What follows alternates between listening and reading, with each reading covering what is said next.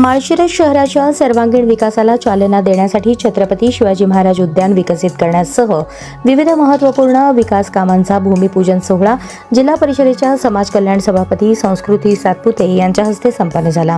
या विकास कामांमुळे नागरिकांना सुंदर, स्वच्छ, सुरक्षित व दर्जेदार सार्वजनिक सुविधा उपलब्ध होण्यासोबतच शहराच्या सौंदर्यातही भर पडणार आहे।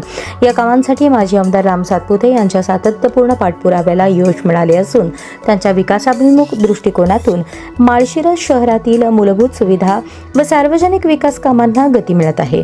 छत्रपती शिवाजी महाराजांच्या शौर्य, स्वराज्य आणि लोककल्याणाच्या विचारांना अभिवादन करत माळशिरसच्या विकासाची वाटचाल अधिक वेगाने सुरू असल्याची भावना यावेळी व्यक्त करण्यात आली।